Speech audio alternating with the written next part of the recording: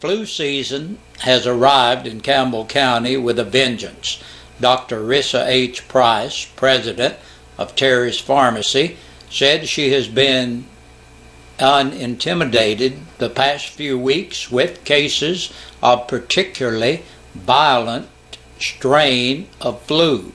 Price calls it a mean flu, the worst in 10 to 15 years. As soon as you think you may have the flu, she encourages you to get to your doctor immediately.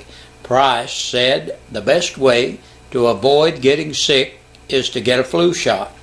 Tamiflu is not a cure. However, it will stop the symptoms, said Price.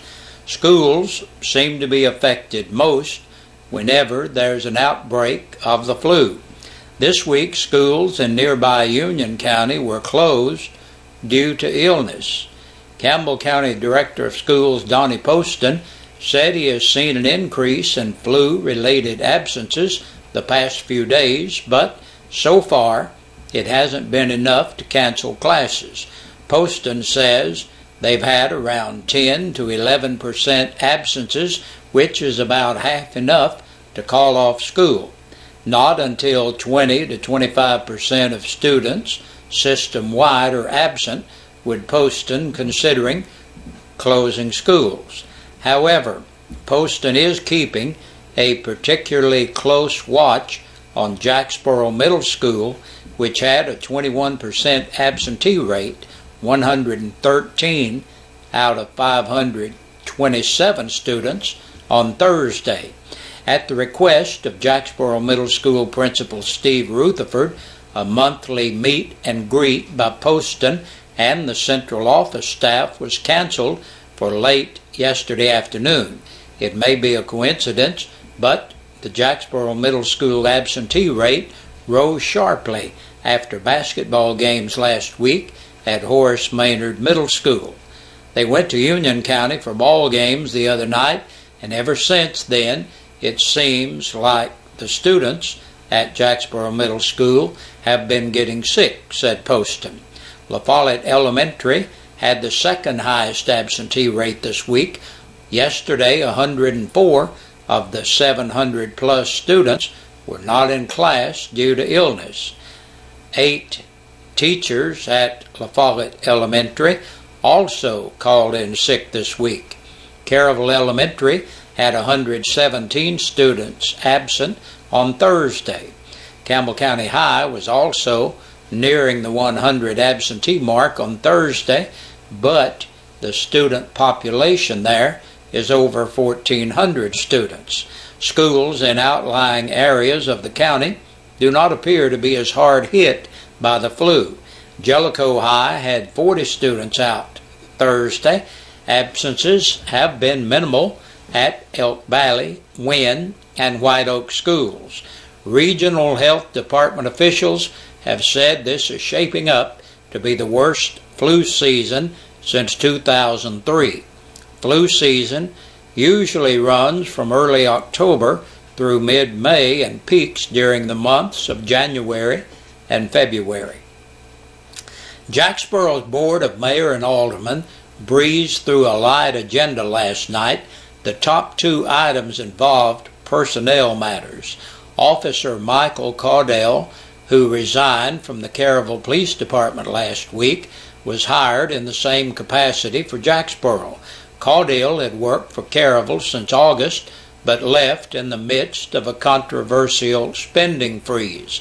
With the recent resignation of librarian Greg Smith, the board opted to close the library on Saturdays until someone is hired to replace him. Smith left to take a position at the Caryville-Jacksboro Utilities Commission. He had worked at the Jacksboro Library for 13 years, including the past 2 as librarian. In other business, the board approved a city election to be held in April of 2013 and talked about buying a fire truck next year. Mayor Jack Cannon said he would like to start the bidding process in January for the fire truck, which is expected to cost the town $335,000. The town is in the process of applying for a community development block grant to help purchase the truck. At Jacksboro's Beer Board meeting Thursday night, the board unanimously approved beverage permit renewal applications for Walmart, Smoky Shell, Eagle Mart, and Dollar General Store. Grandmother of former NFL star is laid to rest at Jacksboro. Aside from being his grandmother, Kathleen Martin may have been Chad Pennington's biggest fan. Martin, who died on Monday, is laid to rest today at Woodlawn Cemetery in Jacksboro. Her grandson Chad was a first-round NFL draft pick by the New York Jets in 2000. Pennington retired after 11 seasons and is now a color analyst for NFL telecast on Fox. Kathleen Martin, who lived a long time in La Follette, was 88 years old. The Rainbow Ford 400 is Saturday. You have a chance to win $400 in cash tomorrow from Rainbow Ford, and see Santa too. The local dealership is giving away $400 in a 5 p.m. drawing. All you need to do is stop by and pick up a ticket. You must be present to win. Santa makes a stop for free photos from 2 to 4. And if you've had a hard time adjusting to the varied starting times for Campbell County High School basketball games this season, you're not alone. Confused fans, coaches, players, members of the media, and even referees are having to take double check each day to make sure they get to the gym in time for tip-offs. Campbell County High School varsity boys coach Matt Housley said that District 3 AAA coaches voted 5-4 during a preseason meeting to move the starting times up 30 minutes in an attempt to get students home a little earlier on the school nights. Housley was one of the coaches who voted against the earlier start times. So did the coaches at Anderson County and Clinton. We're trying to keep our home games at 6:30 and 8 p.m. because we don't want a kid in fourth period that has an end of course test leaving at 2:30 and missing instruction time, said Housley. Also, referees aren't fans of it because they all have day jobs and it's tough for a JV referee to be somewhere at 4:30. So if you're attending one of Campbell County's district road games this season, be sure you get there 30 minutes earlier than normal. Campbell County High School and Clinton will continue to play varsity home doubleheaders at 6:30 and 8 p.m. All other district varsity starting times will be at 6 and 7:30. And that's a look at our news for this Friday. The Campbell County Sheriff's Report's coming up next. And 7 people have been booked into the Campbell County Jail in the past 24 hours. Ahmed Buzar, age 38, of Douglas Lane in Jellicoe, for domestic assault. 35-year-old Jonathan Paul Johnson of East Middlebrook Lane, La Follette, for public intoxication, assault on a police officer, resisting arrest, disorderly conduct, and leaving the scene of an accident.